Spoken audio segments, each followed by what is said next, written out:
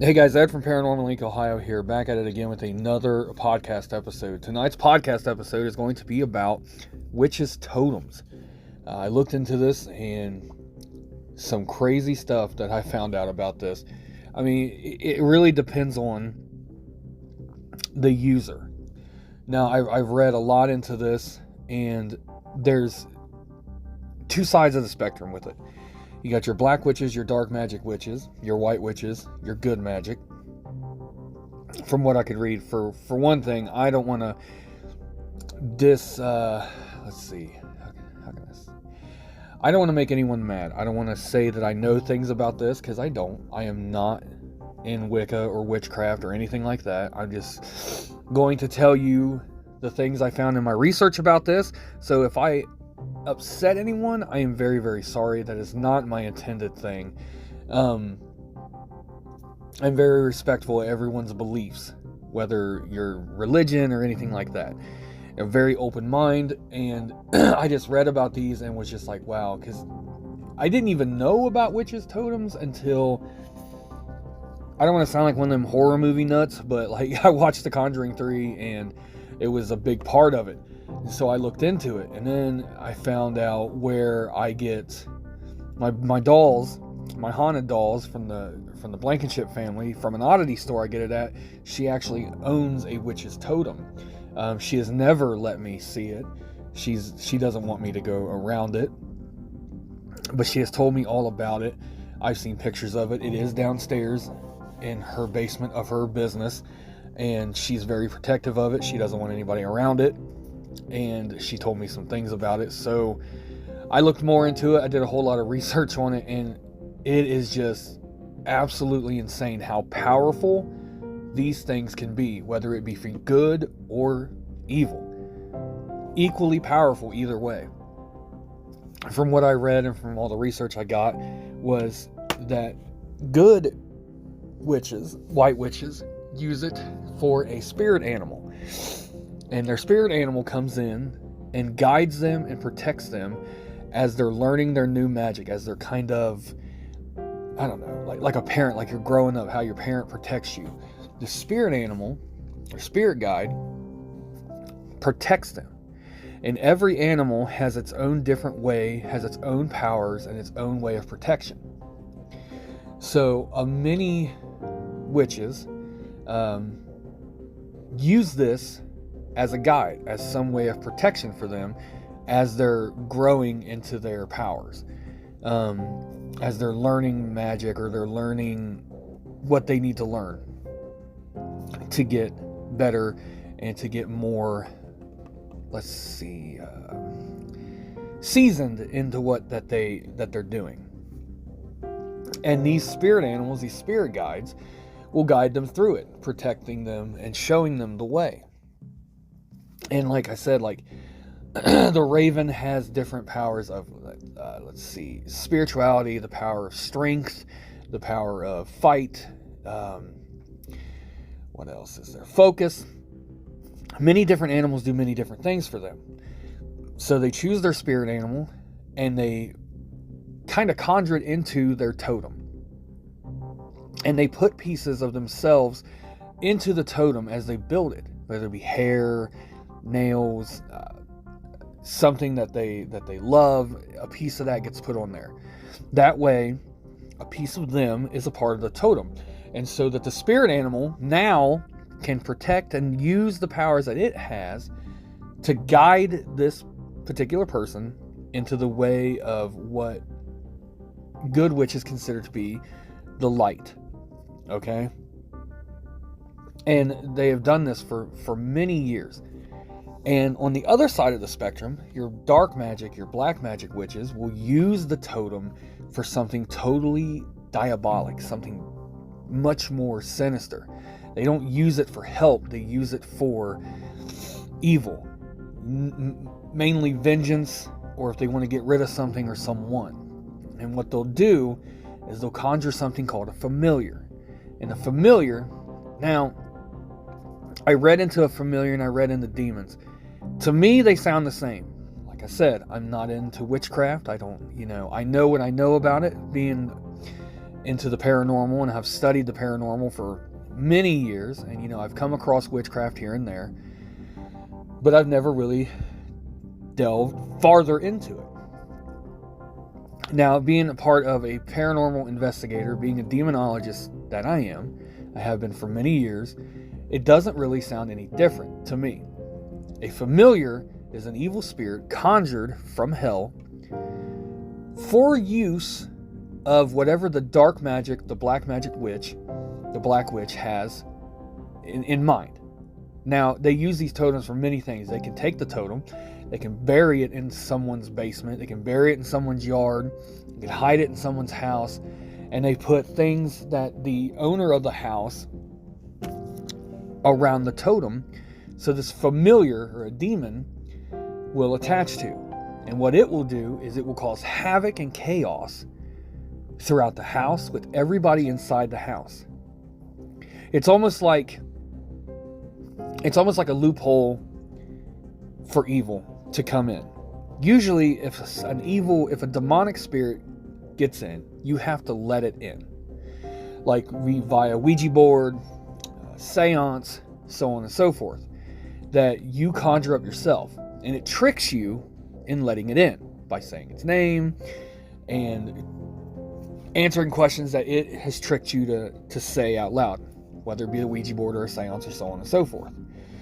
A witch's totem kind of just takes the whole middleman aspect out of it. An evil witch's totem is, again, possessed by this familiar, which I'll just, here in a second, I'll describe both familiar and demon, and then, you guys can leave it up to you if you think they're the same.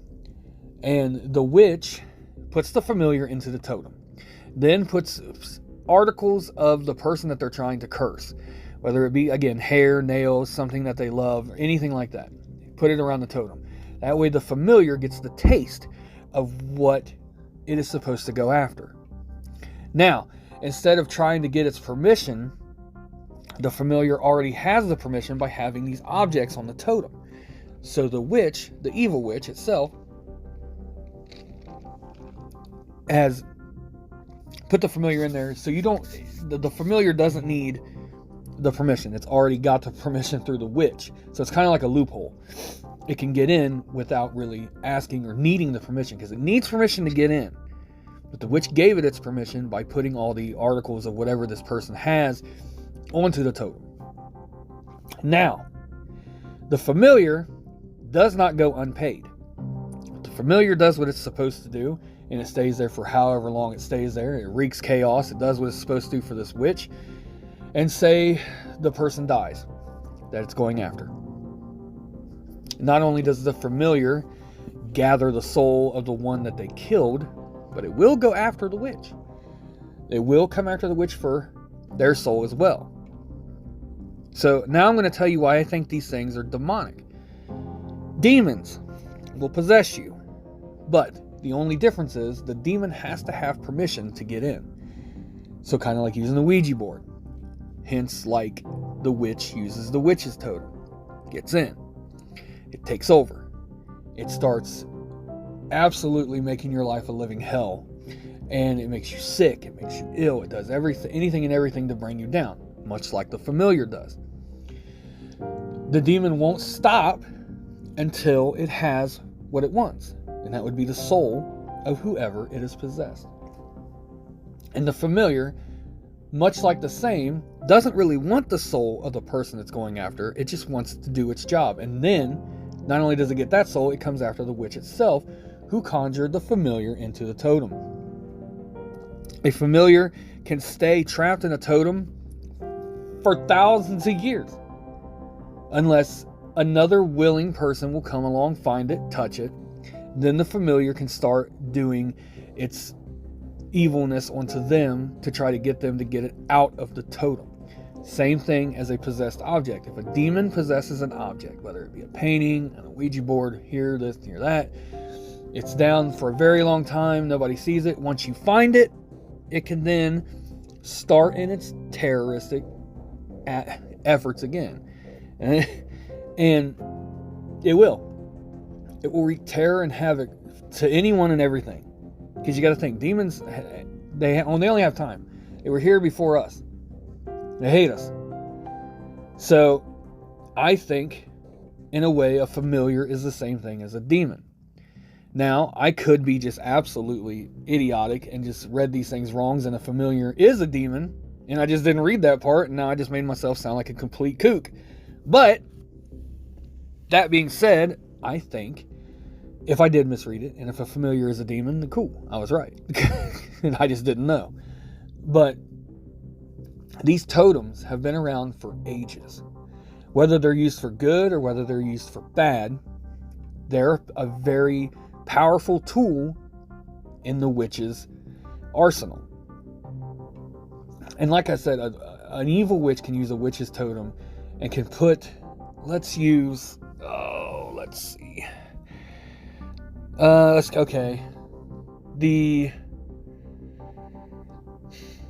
If one was buried, if someone used it as a curse, and say they knew someone was building a house, all right? They're having the house built. They went there in the middle of the night, found some stairs, and underneath the staircase and maybe in the basement or the crawl space or whatever, they buried this totem to where no one can see it. The house gets built. All right, the family moves in. Once that person moves into that house that totem is meant for, chaos will happen. And it will continue and continue and continue. And say the person moves or the person dies. Okay? Now, why this totem is stuck where it's at. And say the witch passes away. Well, now that familiar is stuck in that totem. Okay? And say it gets rid of whatever it was supposed to get rid of. But it can't go after the witch because the witch has passed. So, at that point, the familiar doesn't have any grabs for the soul. That's just up to whoever judges whoever in the end. So now this familiar is stuck in this totem. So it's still at the bottom of these stairs and nobody knows it. A new family moves into the house. Guess what? It's all going to start over again. It's a repeated process until someone happens to find the totem. And you can take the totem to whoever it may be that can rid the totem of its evil. Now, many different forms of religion looks at many different things in many different ways. If you go to Catholicism believes that there is a lot of demonic things out there, and it also believes that demons aren't real. Yes, it is very true. Look it up. They contradict each other so much in the Catholic faith that it's insane. Let's see. The Hebrew has these things called Dybbaks. Dybbaks are demons in the Hebrew faith. And that's why they make certain structures. You'll see it in a lot of movies and TV shows now because the hype is just so big on them. The Dybbak boxes. Dybbak boxes were originally made to capture the Dybbak and to keep it at bay and to keep it there so it cannot cause havoc on anyone again. Now, much like the totem, the familiar is trapped inside the totem until someone comes possession of it or moves into the house that it is at, buried. Dybbak box, same thing. You find a Dybbak box, it becomes possession of a new owner. It will start working on the person to open the box, to release the Dybbak back into the earth. Same thing with the totem. Unless you take these two things to the correct place to have them exercised, the evil things inside of it will remain, and bad things will continue to happen. Now, I don't think that witches are evil at all. I believe that there are bad witches, and I believe that there are good witches. But I'm not like the regular everyday person who just sees a witch. Oh my God, you're a witch, you're evil. You automatically worship Satan. And that's not how it works. There are white witches, good witches, Wicca, and these witches are absolutely the best. They want to help. They want to flourish. They want people to live in the light, to live good, to be healthy. So that's why I can't stand when a lot of people run around and they're like, oh, witch, they're automatically evil. They're the daughters of Satan or the brides of Satan. It's not true. It's really not. You people got to look inside and look at everything. Like, there's different forms of Satanism. There's different forms of witchcraft. There's different forms of Christianity. There's different forms of Judaism. There's different forms of Muslim. There's different forms of everything. There's different forms of religion that a lot of people just don't understand. So they automatically think if you don't understand it, it's got to be bad. And I'm not trying to say that people are just that idiotic or they're that just... I just think people get scared of what they don't understand, and then it's automatically bad. So, like I said, I don't harp on anybody or anything. I don't harp on your beliefs.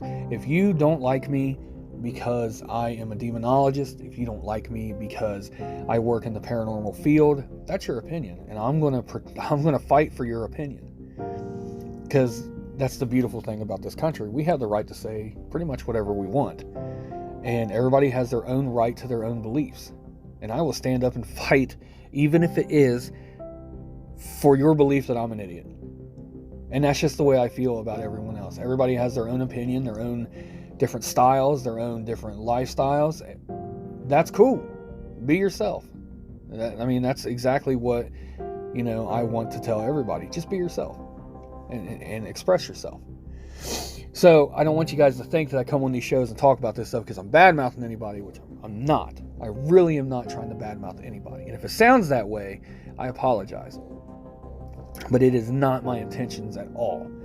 I'm here to just give the knowledge that I know. And I very knowledgeable of the paranormal, and I love talking about it. So the witch's totem, again, let's wrap this up. I'm probably rambling on and driving you guys insane like I always do. Witch's totems can be good or bad. If you come across one, I recommend not touching it. If you see something in a crawl space, if you see something hidden somewhere that looks like what you would look at, like the picture that I have here on the podcast episode, if it looks like that, or you can look up witches' totems on your own, and if it looks like that, don't touch them. And not all totems are evil. It's just the fact that you don't want to take that chance. And like I've always said about evil, that they will trick you in any way they can to grab a hold of you. They can trick you to believe that they're a dead loved one on a Ouija board, that you love them, and you're looking for your mom that passed away. Oh, they'll sit there and say, yeah, I'm your mother, talk to me, blah, blah, blah. They got you. A totem can do the same thing. Any type of object like that can do the same thing. And we don't know whether it's evil or if it's good. 9 times out of 10, it's going to be evil because it's placed somewhere. The good witches keep their totems because it has their spirit animal, their spirit guide inside of it, and they need it there for protection. So 9 times out of 10, you're going to find one somewhere, and it's going to be evil. But then again, we don't know if someone that's practicing witchcraft lived in a home, and say you moved into it, you found it somewhere in the house. I'm just saying, if you find something like that, go through the proper channels to get rid of it. Don't try to do it yourself, because you have no idea what you could be unleashing into your life. So I always say that about a Ouija boards. Do I want to use a Ouija board? Yes, I do.